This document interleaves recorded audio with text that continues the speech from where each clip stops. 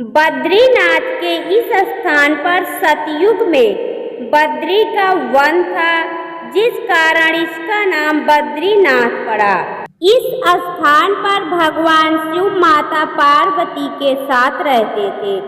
ये उन दोनों का विश्राम स्थल था, जो उन्हें अत्यंत प्रिय था। एक बार श्री हरि भगवान शंकर से मिलने बद्रीनाथ आए। ये स्थान उन्हें इतना प्रिय लगा कि उन्होंने इसे महादेव से मांग लिया।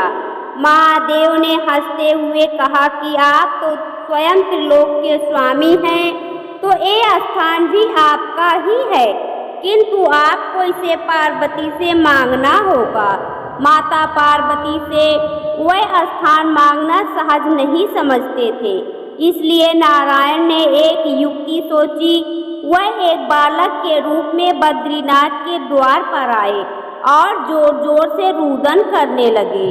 जब माता पार्वती ने एक बालक का रुदन सुना तो उनसे रहा नहीं गया और उन्होंने बाहर आकर उसे गोद में ले लिया और अंदर आ गई। उन्हें देखते ही भगवान भोलेनाथ समझ गए कि ये श्री हरि ही हैं और अवश्य कोई लीला कर रहे हैं।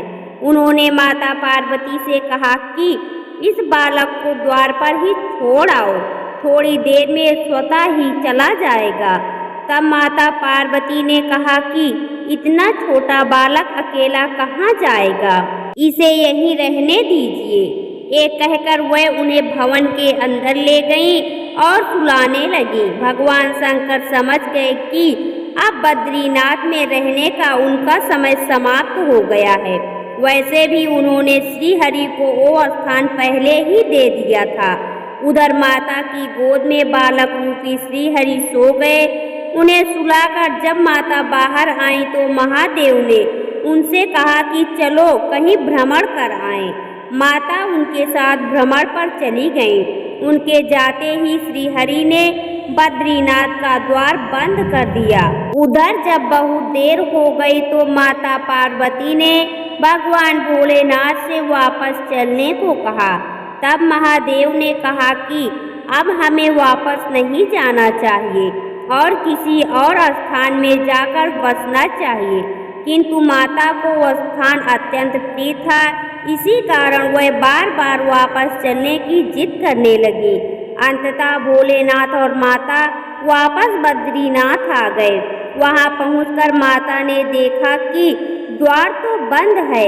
वह द्वार खटखटाने लगी और तब श्री हरि ने अंदर से कहा कि हे देवी, ये स्थान मुझे अत्यंत प्रिय प्रतीत हो रहा है, इसी कारण अब आप मुझे यहीं रहने दीजिए। आप लोग कृपया कहीं और चले जाएं। माता ये सुनकर हैरान रह गईं और तब भोलेनाथ ने उन्हें हंसते हुए श्री हरि की लीला के बारे में बताया। ये सुनकर माता पार्वती श्री हरि की लीला समझ गईं और उन्हें इस बात की प्रसन्नता भी हुई कि कुछ समय के लिए उन्हें भी बालक रूपी श्री हरि का लाड करने का अवसर मिला। तब भगवान भोलेनाथ ने कहा कि अब आप ही बताएं कि हम कहाँ जाएं। ये सुनकर श्री हरि ने उन्हें वहाँ से 3 योजन दूर केदार नामक स्थान पर जाकर बसने का सुझाव दिया। तब महादेव माता सहित केदारनाथ चले गए और वहाँ केदारनाथ ज्योतिर्लिंग के रूप में स्थापित हुए। उस दिन से ही श्री हरि बद्रीनाथ में और महादेव केदारनाथ में स्थित हो गए। ऐसी मान्यता है कि जो कोई भी इनमें से किसी भी एक तीर्थ पर जाता है, उन्हें श्रीहरि और महादेव दोनों का आशीर्वाद प्राप्त होता है। जो व्यक्ति इन दोनों तीर्थ के दर्शन करता है, उसे अवश्य ही मोक्ष की प्राप्ति होती है। तो दोस्तों, आपको यह पौराणिक कथा कैसी लगी कमेंट बॉक्स में ज़रूर बताएं।